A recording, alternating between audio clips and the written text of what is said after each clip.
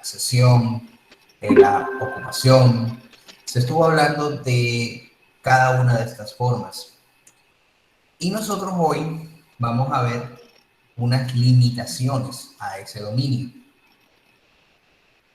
¿Por qué se da una limitación al dominio? O sea, yo tengo una casa, bien, pero yo tengo una casa, la tengo registrada, está a nombre mío, una propiedad, cualquiera que sea, una finca.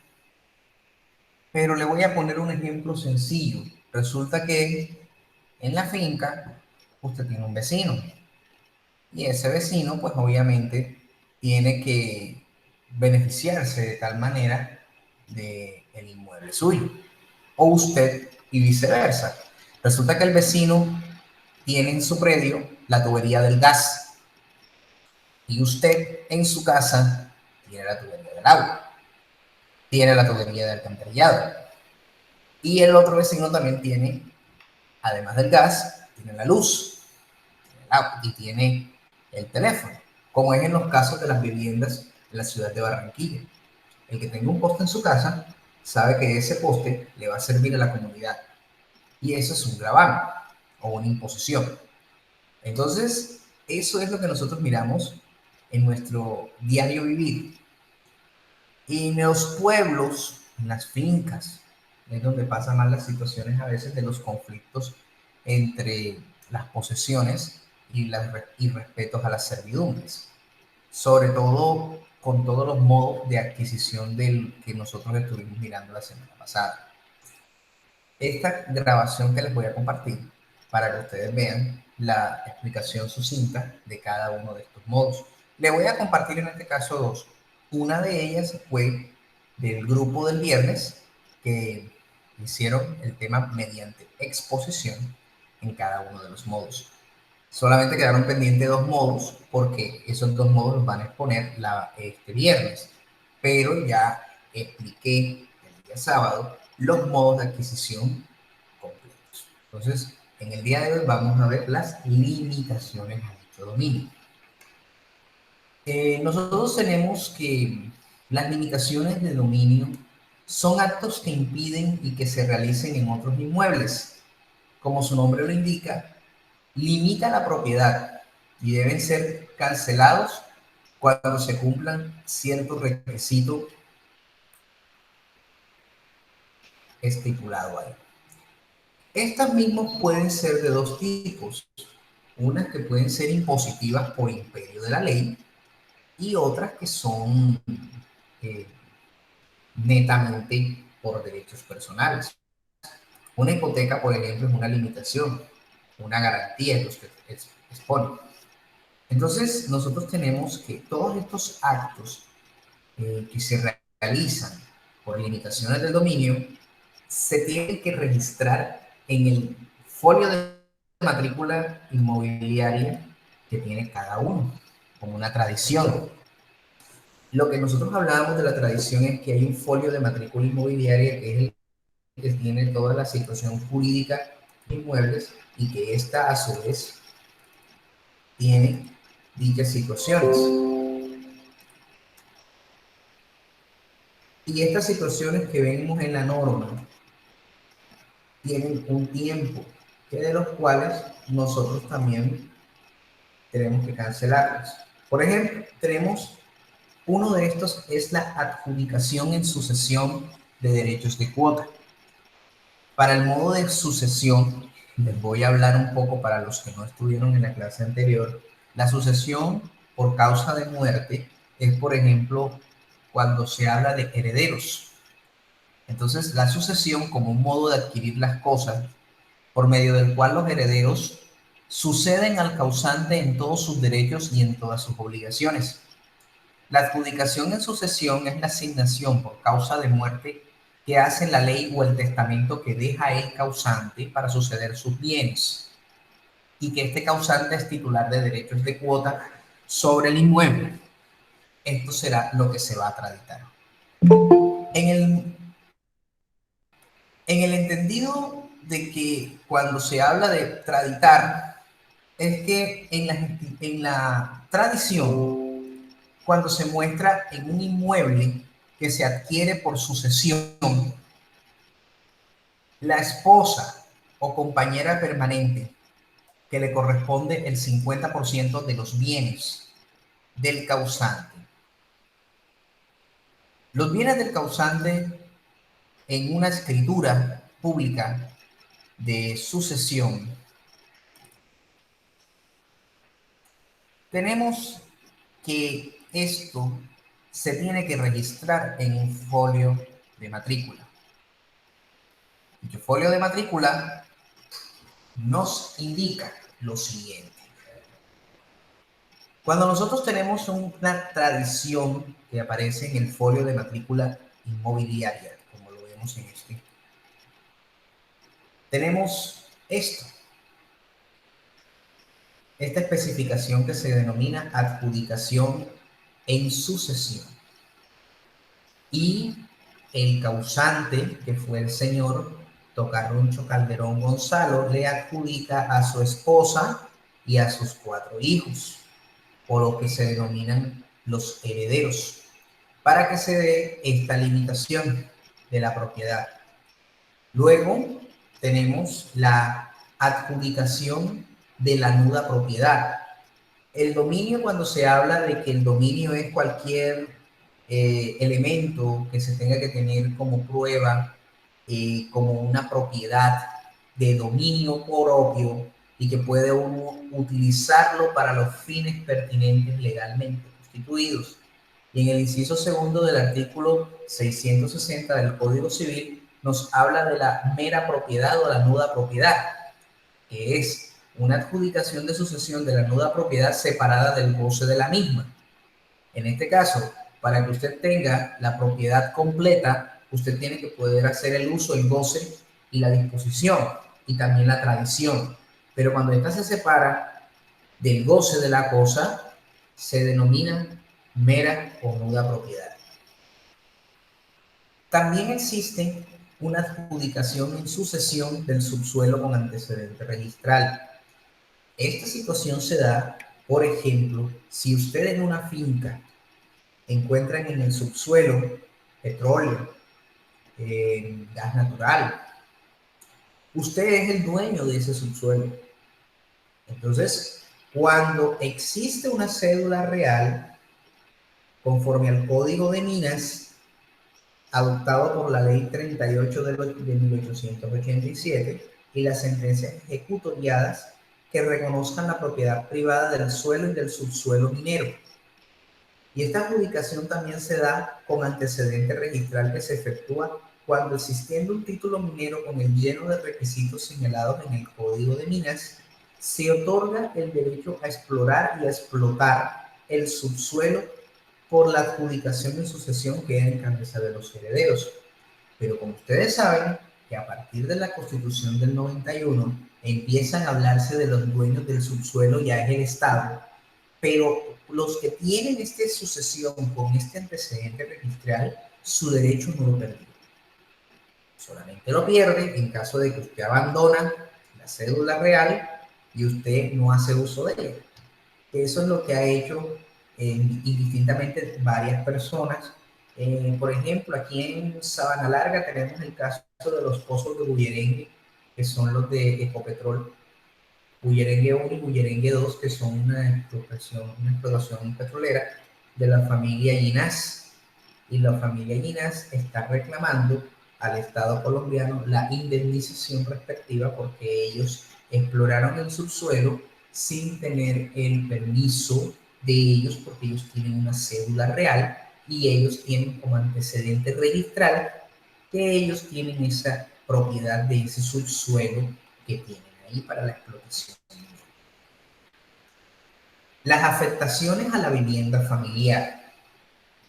La vivienda familiar es un bien adquirido en su totalidad por uno de los cónyuges o compañeros permanentes antes o después de la celebración del matrimonio.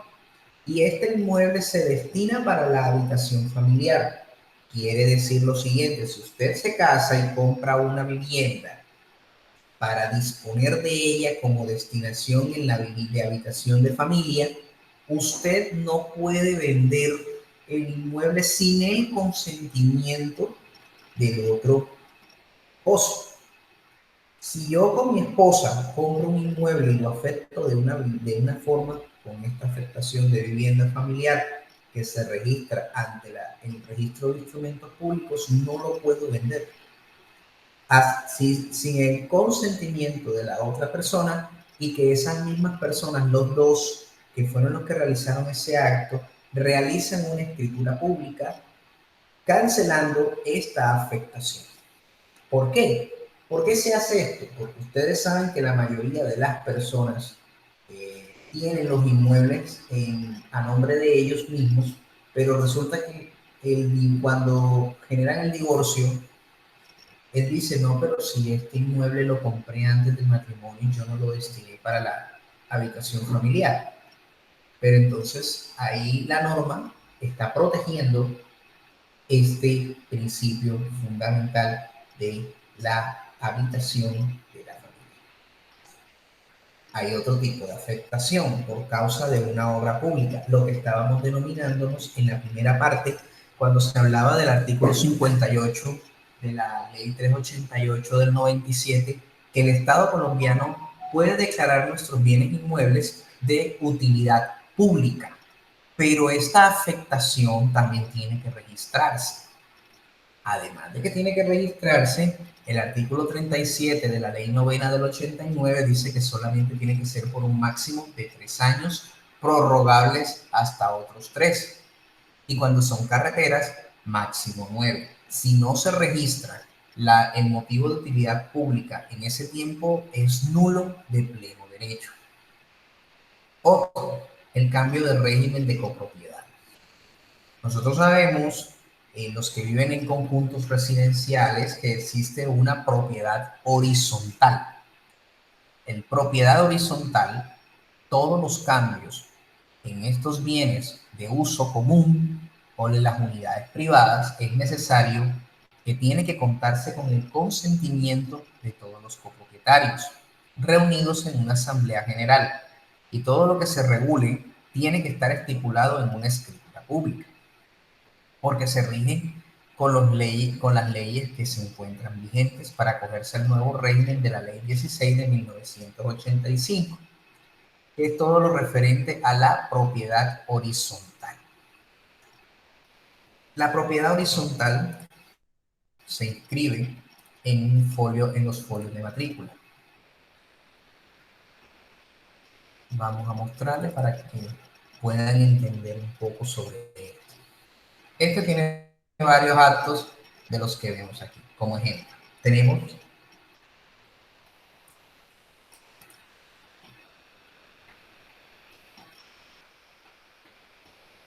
dice, Constitución, reglamento de propiedad horizontal. Agrupación residencial Villanova. Esto es un conjunto residencial que se denomina conjunto residencial Villanova. Entonces, aquí en esto, todo lo que realiza la constructora cuando se levanta un régimen de propiedad horizontal, las aseguradoras y las constructoras, al realizar este régimen, ellos siempre realizan las reformas, cómo se constituye la asamblea y las áreas comunes o las áreas de sesión. Entonces, nosotros tenemos acá las reformas que tienen que hacerle a la propiedad horizontal y le hacen la reforma a los reglamentos, los respectivos, hablando de cómo se dividen internamente, cómo se conocen en el medio, como por ejemplo tenemos lo que se denomina dirección, calle Carrera 13C, 45C 155, Torre 1, apartamento 401, por ponerle un ejemplo. Otros dicen, no, bloque A, apartamento 402A, y así sucesivamente. En este, por ejemplo, donde yo me encuentro ahora mismo, es una unidad residencial con 64 casas. Entonces dice conjunto residencial, Villa de la Castellana, casa 55, casa 56, casa 57. Pero cada uno de estos dentro de esta propiedad tiene unas áreas comunes. Unas áreas comunes que maneja la propiedad horizontal, que de uso común, y tiene en cada casa un área privada. Bueno, tenemos otra, la compraventa de derechos de cuota. Pueden hasta dentro de los mismos herederos, realizar la compra de los derechos de cuota o venderla a un tercero con el consentimiento de los demás condominios, o que en este caso es lo de un comunero cuando se habla de un contrato en común y en proindiviso, que es lo que se realiza en un proceso de sucesión. Pero resulta que dentro del proceso de sucesión, Juanchito dice, no, yo no quiero estar acá, pero yo vendo mis derechos de cuota, ¿quién me los compra? Obviamente que dentro de los mismos comunos le dicen, bueno, listo, yo te lo compro. Pero resulta que los comunos dicen, ay, ninguno tiene plata para comprarte. Entonces él puede, mediante un tercero, puede comprarle sus derechos de cuota aparte, siempre y cuando exista el consentimiento de los demás. ¿Por qué? Porque obviamente para que entre un tercero dentro de su casa o dentro de su propiedad, usted no lo va a permitir, ¿cierto? Tiene que haber un consentimiento. Entonces, eso es lo que tiene que hacerse. Ahora se habla compraventa de la nuda propiedad. La venta de la propiedad que es separada del goce de la cosa. Lo que ya estuvimos hablando. Y lo mismo con la compraventa del subsuelo con antecedente registral. Los que tienen ese derecho adquirido lo pueden vender porque tiene un antecedente registral. El usufructo es la venta del derecho real por el cual una persona llamada usufructuario accede al derecho de gozar temporalmente una cosa ajena sin alterar su esencia. Lo que realizan como en las fincas, por ejemplo, que usted puede sembrar, puede hacer, pero no puede alterar la esencia de los bienes. Tenemos la condición resolutoria expresa, la cláusula insertada en un contrato para subordinar la adquisición o pérdida de un derecho a un acontecimiento futuro incierto. Es como, por ejemplo, usted hace un préstamo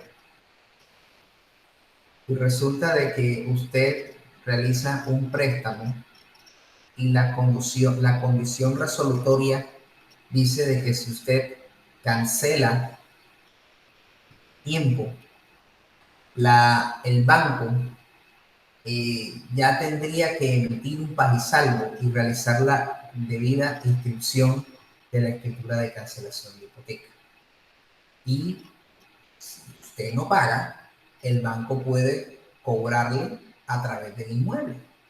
Esas son un tipo de condiciones resolutorias expresas dentro de sus contratos. Tenemos la condición suspensiva, que es la que se habla de suspender la adquisición de un derecho, por eso se llama de manera suspensiva.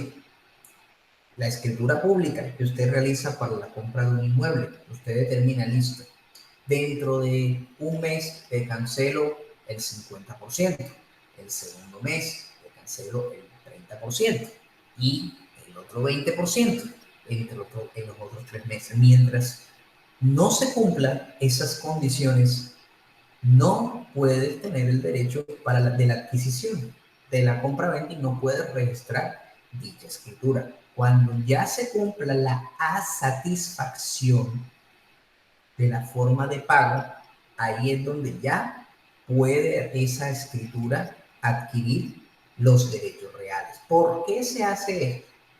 Porque la escritura usted tiene un tiempo máximo para registrar y eso es de 3 meses. Si usted no lo hace en los 3 meses siguientes, usted tiene que pagar una sanción o lo que denominan una extemporaneidad por el registro este. Otro, propiedades fiduciarias, sujetas a gravamen para pasar a otra persona por el hecho de verificarse la condición.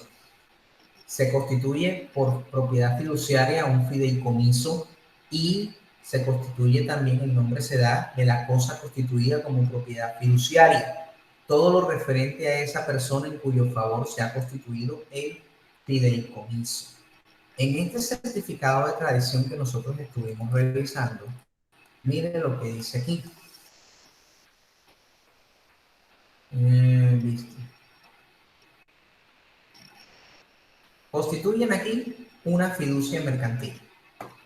Y aquí dice, transferencia de dominio a título de beneficio mercantil en fiducia mercantil. Las fiducias son las que se encargan de administrar el patrimonio de este bien, como aparece en esta. Fiduciaria Bogotá, actuando como vocera del patrimonio autónomo Villanova. El patrimonio autónomo constituyen un patrimonio autónomo de una fiducia, y la fiducia es la que realiza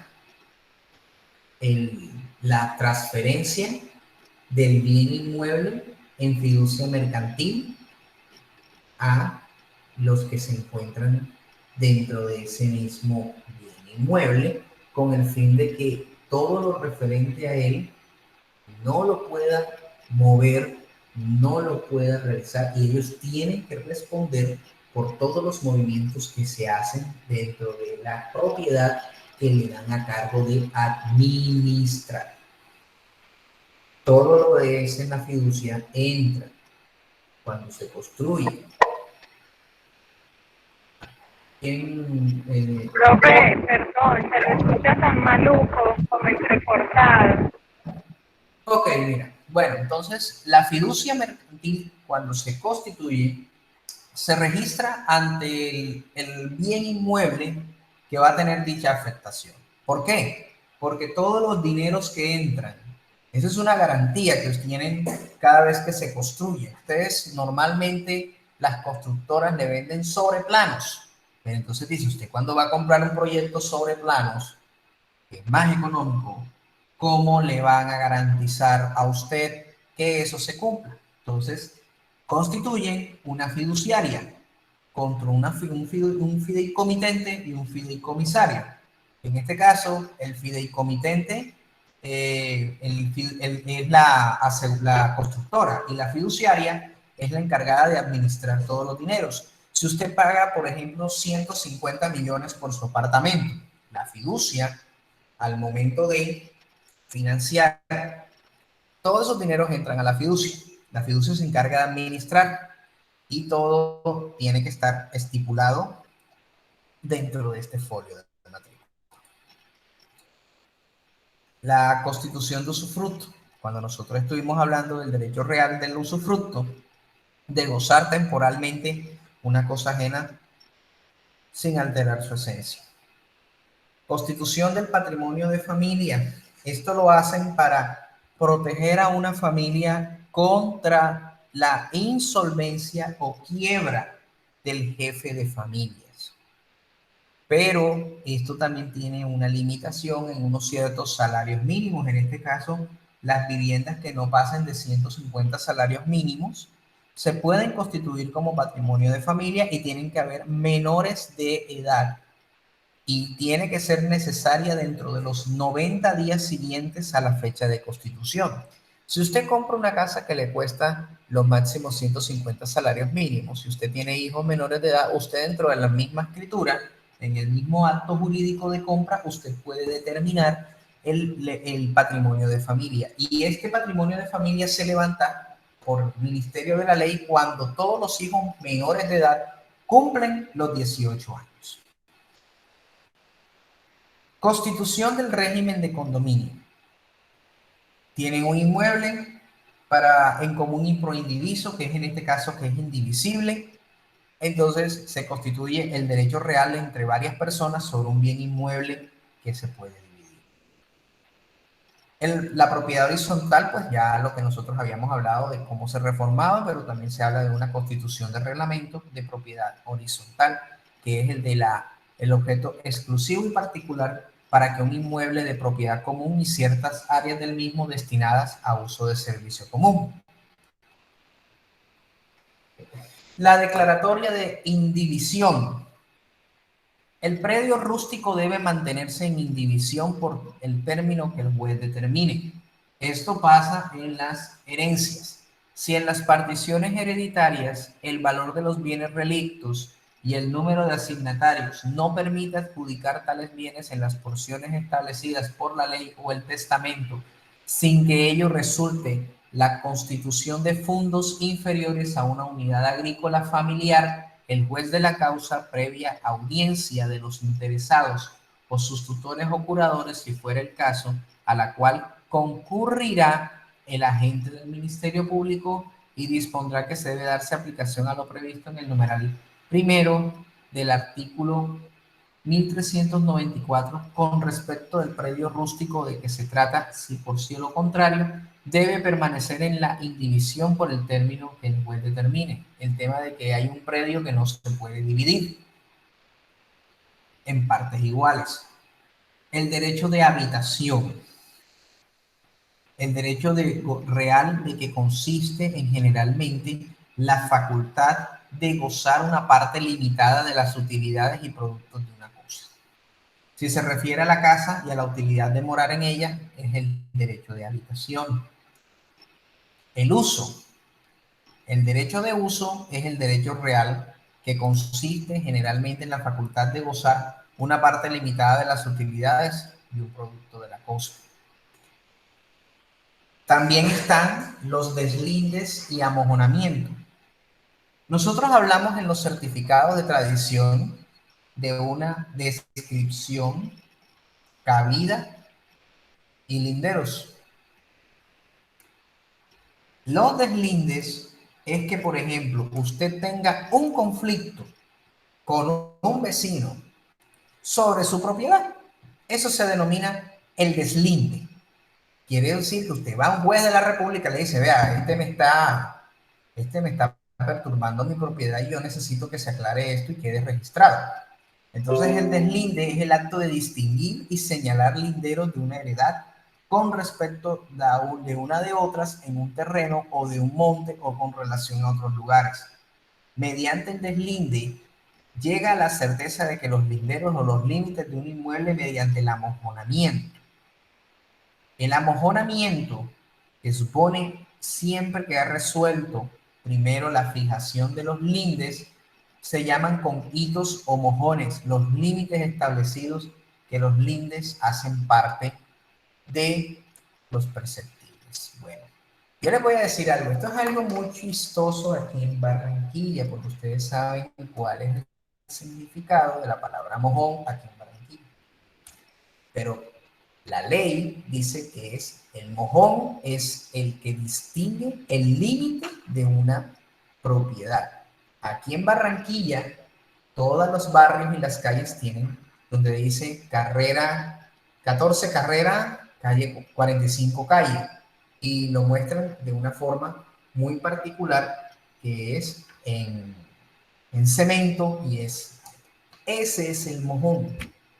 Porque si nosotros vemos en las fincas, el mojón puede ser en madera o puede ser hasta en el mismo hierro, en el mismo así como nosotros estamos utilizando en las calles, pero este mojón viene ya determinado y viene fijado un deslinde dentro de su propiedad. Y tenemos las donaciones. Ustedes saben que las donaciones son a título gratuito, de manera irrevocable. La nuda propiedad y puede transferir un usufructo. Otro, el derecho a la plusvalía, el de la liquidación. Ustedes saben que la plusvalía es todo lo referente a la propiedad en la valorización.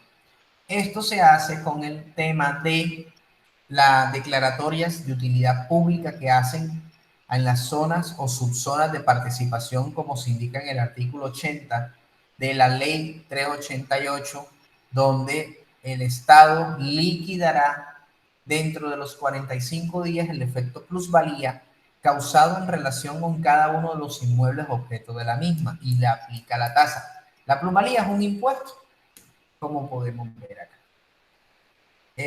Medianera es el conjunto de derechos y obligaciones que emanan de la existencia y disfrute común de una pared, cerca o vallado. En todos los casos, y aun cuando conste una cerca, pared divisoria, pertenece exclusivamente a uno de los predios contiguos. El dueño del otro predio tendrá el derecho de hacer medianera de en todo o en parte, aún sin el consentimiento del vecino, pagándole la mitad del valor del terreno en la que haya hecho el cercamiento, la mitad del valor actual de la porción del cerramiento cuya medianera pretende. También existen los pactos comisorios.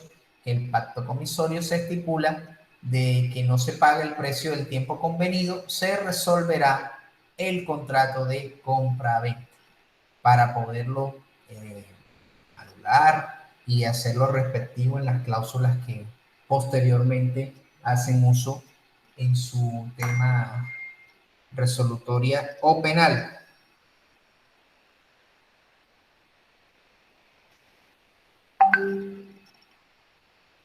¿Me escuchan bien? Sí, profe. Ok. Bueno, entonces tenemos el pacto de Yo indivisión. sí, profe. El pacto de indivisión es aquel que nosotros tenemos que se presenta en aquellos casos que por ley o por acuerdo de los comuneros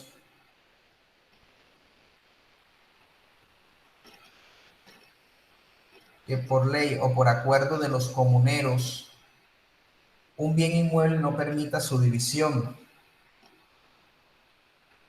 porque se pierde su actitud natural o convencional. En el tema de los títulos, y esto se inscribe en el registro de instrumentos públicos, y estos no podrán ceder sus derechos sin previa autorización. Quiere decir de que si usted tiene una finca y resulta que uno de los que están se encuentran en ella, quieren vender, no pueden hacerlo sin previa autorización de los que están inscritos. ¿Por qué? Porque eso es lo que genera el tema porque no se puede dividir materialmente un inmueble sin el consentimiento de los que están presentes. El pacto de reserva de dominio es aquel que la persona hace para que reserve el dominio de la cosa vendida hasta que el comprador haya pagado la totalidad del precio. El pacto de retroventa, que es en este caso que se reserva la facultad de recobrar la cosa vendida, reembolsándole al comprador la cantidad determinada que estipular en efecto de este mismo. Si usted quiere, por ejemplo, usted vende la casa y cuando hace un pacto de retroventa, el vendedor se reserva la facultad de recobrarla. O sea que no en cualquier momento tú puedes volver a readquirir tu inmueble y reembolsas al comprador la cantidad determinada que él estipula en efecto de esta misma. El régimen de condominio. El régimen de condominio se podrán efectuar reformas arquitectónicas, estéticas y efectuar ampliaciones, reformas de las fachadas y también de áreas comunes siempre y cuando sea autorizado por la respectiva asamblea de copropietarios. Posteriormente se someterá a la aprobación de la autoridad competente para el registro. Todo lo que realicen los conjuntos residenciales para hacer las reformas estéticas y arquitectónicas. Ustedes saben que cuando compran un inmueble en propiedad horizontal, usted no le puede cambiar el color a la fachada. A pesar de que si la fachada es de un color que no le gusta, usted no puede modificar. Si las casas son de color amarillo, todas son de color amarillo en la fachada. Si son de color verde, todas son de color verde.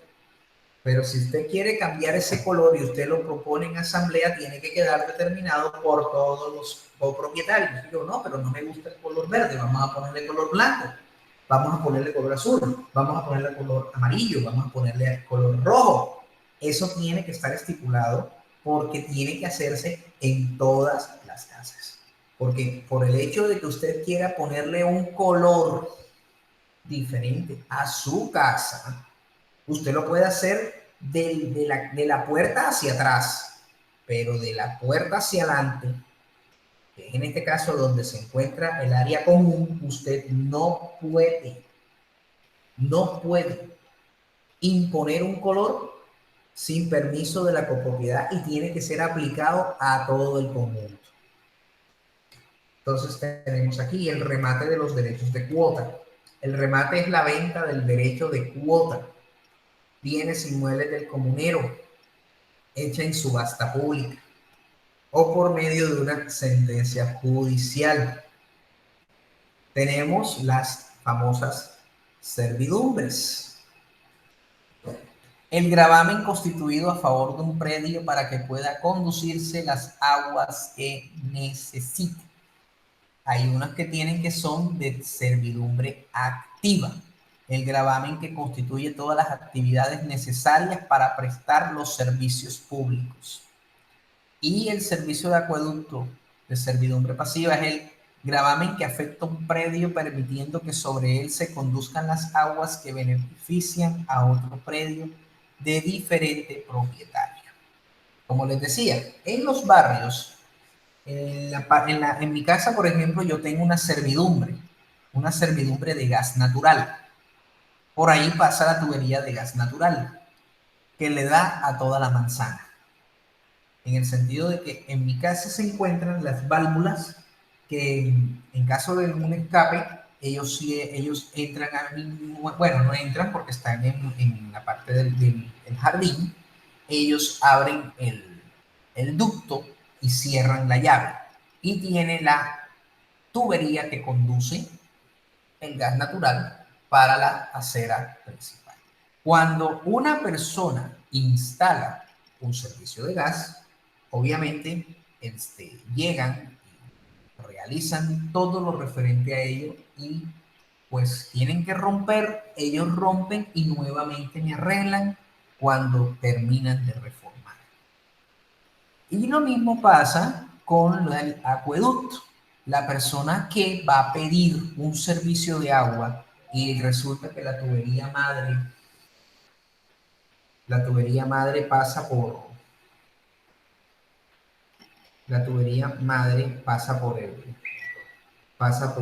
otro lugar. La tubería madre llega y yo tengo que pedirle permiso al vecino. Entonces, la AAA, que es la empresa que se encarga de manejar. Entonces, yo le tengo que decir a la AAA, miren, la tubería madre, ellos mandan un topógrafo y el topógrafo dice, bueno, esto es donde el vecino. Entonces, dependiendo cómo tenga el vecino su piso, así le cuesta. Así le dicen en la AAA. Si usted lo tiene en su casa, la tubería pasa por su casa, vaya y venga. Cuando en este caso, en los barrios comunes, donde nosotros tenemos... Espérate un segundo, espérense un segundo.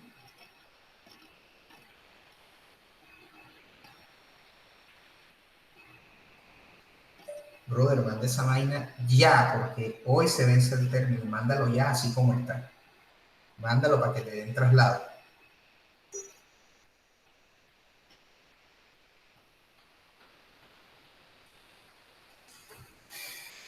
Entonces, igual pasa con el alcantarillado. La AAA manda un topógrafo y el topógrafo revisa dónde se encuentra la tubería. Y así le cuesta el daño en ese tipo de reparación que se tenga, porque si se tiene que hacer una abertura en el piso de otro, eso cuesta. Entonces, eso lo tienen que reparar. Servidumbre de aguas negras activas y de aguas negras pasivas, lo que estaba hablando del alcantarillado. Hay también servidumbres de aire, pero no de ese aire que usted pues conoce comúnmente. Permite realizar y mantener obras necesarias para la eficiencia y segura ventilación. Las empresas de servicios públicos podrán pasar por predios ajenos por vía aérea y realizar en ellos actividades necesarias para la prestación. ¿Por qué se hace esta servidumbre de aire? ¿Ustedes qué creen en qué casos puede esta servidumbre de aire? Esta servidumbre de aire, ¿cómo se puede presentar? La construcción de un edificio, profe. La servidumbre de aire puede ser para la construcción de un edificio, correcto, pero hay una muy importante. Cuando si se habla acá de que las empresas de servicios públicos podrán pasar por predios ajenos por vía aérea y realizar en ellos actividades necesarias para la presentación del servicio. ¿Cuál más creen ustedes? Las antenas de celular, las, las torres de energía en altos lugares. Y otra muy importante de ventilación de aire es con respecto al uso de la disposición de los desechos, que es lo que también tiene ese tema ambiental en los parques ambientales. Aquí entre Tubará y Galapa hay un parque que se llama Parque Ambiental Los Pocitos, que es donde tiene la AAA el relleno sanitario. Ellos tienen una servidumbre de aire en el sentido de que pueden usar y tener la obra necesaria para la eficiencia y segura de la ventilación o el manejo y disposición del relleno de las basuras. Entonces esa servidumbre de aire también se tiene que tener en el sentido de la afectación ambiental que pueda otorgarle a los predios adyacentes o las personas que vivan alrededor.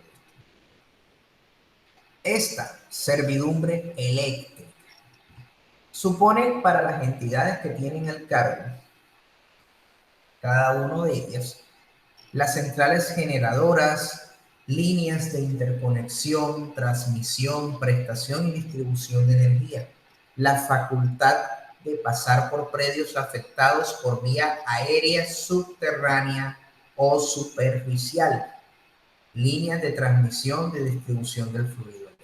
Este certificado de tradición que nosotros estábamos viendo ahorita, este tiene una servidumbre eléctrica que se le dan a Codensa. Mírenla. Servidumbre eléctrica. Codensa. ¿En qué sentido? Porque Codensa, que es la encargada de la energía eléctrica del conjunto, instala un transformador y las líneas de distribución eléctrica de la manera interna para que puedan tener los contadores dentro del conjunto. Todas las propiedades horizontales tienen de gravamen una servidumbre eléctrica, una servidumbre de agua y una servidumbre de gas y una servidumbre de servicios telefónicos. Esa es una servidumbre que afecta en su área común. ¿Por qué? Porque ellas son los que conducen. Yo contrato, aquí por ejemplo donde estoy, tienen a Batia, que es un operador de energía eléctrica que se llama Batia. Y Batia tiene sus contadores. Batia tiene que traer la red interna del operador, que en este caso es aire. Ellos le compran aire y ellos ingresan al conjunto. Cuando hay una reparación, un daño eléctrico, ellos llegan a la zona donde se encuentra su subestación eléctrica. Cada conjunto tiene una subestación eléctrica o de energización para subir el voltaje, porque obviamente ustedes saben que eso no va a tenerse de una manera muy... Ellos tienen puestos sus transformadores o su estación interna, y eso es una servidumbre eléctrica. Lo que estábamos hablando, servidumbre de gasoducto, conjunto de las actividades ordenadas del gas. Un gasoducto, como les explicaba, en mi casa pasa la tubería del gas. Eso se denomina gasoducto. Entonces yo tengo una servidumbre de gas. Y también los gases derivados del petróleo. Cuando sea necesario, las empresas podrán pasar por medios ajenos por vía subterránea, superficial, cables, tuberías y ocupar temporalmente zonas que requieren esos predios, remover cultivos y todas las actividades necesarias para prestar el servicio. Líneas de distribución de gas combustible podrán atravesar los ríos, caudales, líneas férreas, puentes, calles, caminos, cruzar acueductos, oleoductos y otras líneas de conducción. Ustedes saben que hubo una polémica, bueno, ustedes estaban más pequeños. Hace 12 años hubo una polémica. En el puente Pumarejo instalaron una tubería de gas natural de manera temporal porque el río Magdalena había socavado la zona donde se encontraba una tubería de Promigas. Entonces la solución fue poner la tubería en el río y en el puente Pumarejo, y de ahí bajaron la velocidad de los carros. Los carros no podían andar a más de 30 kilómetros por hora para evitar que sucediera una explosión en el gasoducto. Entonces, esos son los tipos de servidumbre. Servidumbre de luz tiene por objeto dar luz a un espacio cualquiera, cerrado o techado. Se llama predio sirviente, que debe permitir el paso de la luz, y predio dominante, el que tiene derecho a ello. El alumbrado público, simple y llanamente. Por objeto dar luz a un espacio cualquiera, cerrado y techado. La empresa de alumbrado público para los escenarios deportivos, que son escenarios que se encuentran cerrados al público, pero ellos tienen que darle luz. Entonces, eso es también. El servidumbre de oleoducto, pues esto más que todo es donde se encuentran las fincas que pasa un oleoducto donde se transporta petróleo. Las servidumbres de tránsito activa y pasiva, a favor de un predio que no tiene comunicación con un camino público, lo que pasan en las fincas. Las fincas tienen estas dificultades, entonces usted tiene una servidumbre de tránsito. Una servidumbre de tránsito para que pueda pasar a su predio. Otro, tenemos la servidumbre ecológica, que son las que aplican los gobiernos para denunciar una dilatación de agotamiento de recursos naturales por civilización industrial técnica y luchando en favor de ella. La servidumbre ecológica en Colombia más grande son los parques naturales. Los parques naturales son los que tengan las viviendas o las fincas que tengan límites con el parque, tienen esa servidumbre ecológica. Quiere decir de que no pueden realizar ningún tipo de afectación que pueda dañar el medio ambiente. Afectación por causa de categorías ambientales. Estas afectaciones son nuevas, incorporadas a través de la resolución 2708 del 2001, donde se dan las áreas reservadas de las autoridades ambientales a nivel nacional o regional, que da el Ministerio de Ambiente, y corporaciones regionales, entidades territoriales, grandes centros urbanos y distritos cuya finalidad es la de conservar, proteger, manejar o utilizar sosteniblemente los recursos naturales renovables. Aquí en Barranquilla, las zonas de los predios, y en Colombia, los que se encuentran a las orillas de los ríos grandes de la Magdalena y del Cauca, tienen estas zonas de reserva. ¿Por qué? Porque como estos ríos son los más importantes de Colombia y son los que mueven la economía y los que, pues obviamente, surten de agua a todos los municipios, entonces tienen que cuidarse. Otra de las áreas de reserva es el manejo especial que dan el de las áreas de recreación, distritos de conservación del suelo, áreas del sistema de parques nacionales, reservas naturales y reservas forestales, reserva de biosfera, humedales y de importancia internacional, que son los Ramsar. Por ejemplo, aquí hay una zona Ramsar cercana, que es el Parque Isla Salamanca. Este Parque Isla Salamanca también está catalogado con este tipo de servidumbre especial para evitar el daño a la biosfera, para conservación. Los humedales de Bogotá, el Juan Amarillo, la reserva Vanderhammer, y distintos de los que hay dentro del distrito de Bogotá. Medellín, que también tiene una zona de reserva de la biosfera, donde se encuentra el Parque natural José Celestino Mutis, en Antioquia también en la Hacienda Nápoles, donde era un predio de Pablo Escobar que también tiene, que ahora es un parque arquitectónico, arqueológico y biosfero por el tema de los hipopótamos.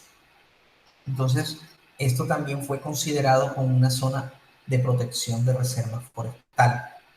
Las afectaciones que las propiedades privadas en los entes por competencia impongan sobre los inmuebles de propiedad privada para fines de conservación y uso sostenible de los recursos naturales existentes, como las reservas naturales y las servidumbres para el uso de recursos renovables. Tenemos también las adiciones a los regímenes de propiedad horizontal, que como les dije ahorita, son adiciones a los reglamentos de la escritura de propiedad horizontal. El derecho conyugal o la sociedad conyugal también establece las adjudicaciones y las liquidaciones por derechos de cuota.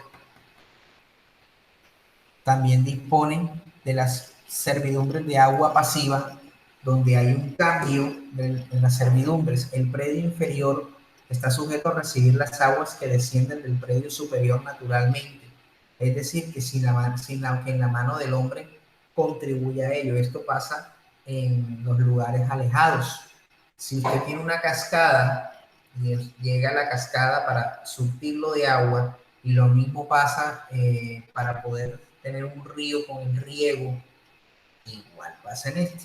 Entonces, el predio no puede, por la naturaleza, sin la mano del hombre, generar este tipo de servidumbre. Porque la servidumbre, como su nombre lo indica, es servirle un predio a otro. El predio servil no puede hacer cosa alguna que estorbe a la servidumbre natural, ni el predio dominante que la agrave. Resulta que pasa un río sobre su casa. Eso es lo que pasa en las fincas. Entonces hay unos que quieren llegar a ser más vivos que otros y tocar la otra zona de la ribera y dejarlo sin agua. Eso es cuando es un cauce natural de un río, no puede apoderarse de él. Entonces estas limitaciones que aparecen están estipuladas por la ley.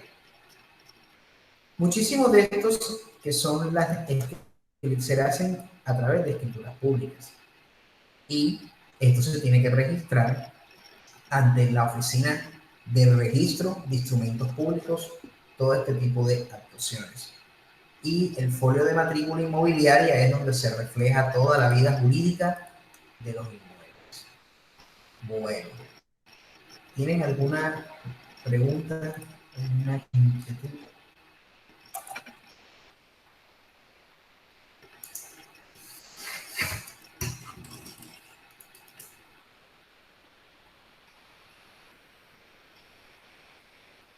Digo, chicos, ¿tienen algo que aportar, preguntar?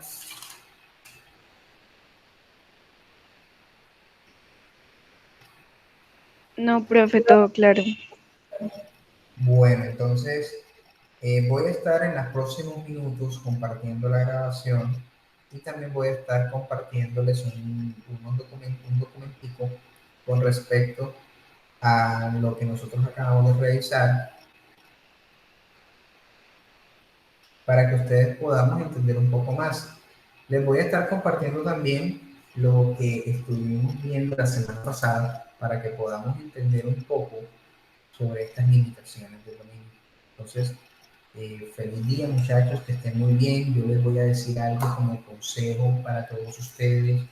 Yo sé que muchos de ustedes me preguntarán, pero es que yo me siento un poco desanimado porque tenemos el IFES encima. Yo los entiendo en esa parte. Por eso yo he sido un poco muy flexible con las actividades, para que ustedes tengan que concentrarse en el IFES. ¿Cuándo tienen las pruebas del IFES? El 4 de septiembre. A mí me toca el 5. A mí el 4. 4 de septiembre, sábado, y domingo 5.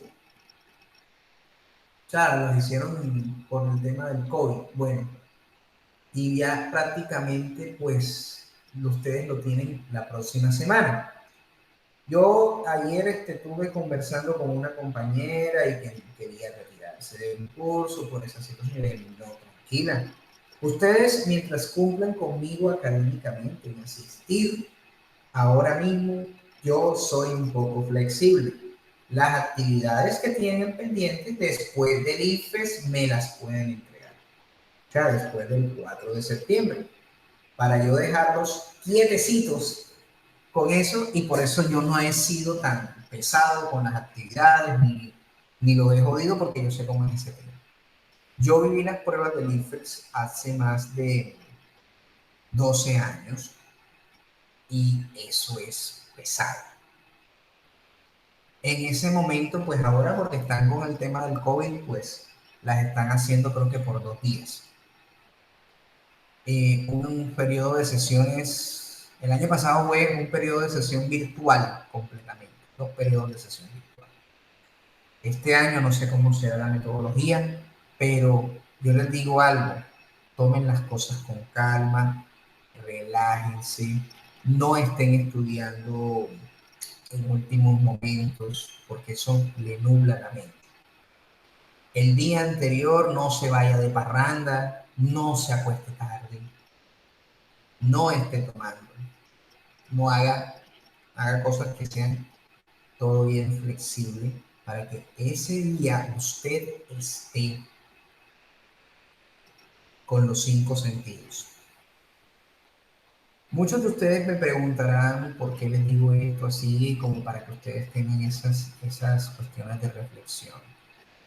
Yo pues obviamente estoy asistiendo pues obviamente una congregación que no es de religión, sino de reino de Dios y su justicia. Y así como el rey Salomón le pidió a Dios, en vez de pedirle la riqueza, el rey Salomón le pidió sabiduría a Dios. Y Dios le dijo, por el solo hecho de pedirme tú la sabiduría, te doy lo demás que tú no quisiste pedirme. Sabiduría pidió para que gobernara su pueblo. Entonces, nosotros aquí tenemos que hacer lo mismo con Dios, pedirle la sabiduría. Sabiduría en el sentido de que te da la tranquilidad para que tú puedas ejercer y puedas continuar con lo que tú estás haciendo. Estos momentos de tribulación que ustedes tienen, eso es un poco comprensible. ¿Por qué? Porque yo lo viví. Y también yo lo viví en mi carrera universitaria cuando hice las ECAES, porque es que posteriormente también toca hacer lo que se denomina en el Saber Pro. Pero eso es lo que ustedes tengan ahora. Enfóquense en el IFE, muchachos, y obviamente cumplen la responsabilidad de la asistencia. El tema de actividades, yo sí lo voy a hacer un poco más flexible para evitar que ustedes se me sobrecarguen. Ya después del 4 de septiembre, ahí ya nos ponemos al día con unos planes de mejoramiento para que ustedes me puedan entregar las actividades. Por este momento no les voy a molestar con actividades. Entonces, ¿alguien tiene algo que aportar, algo que decir sobre esto que acabo de manifestar?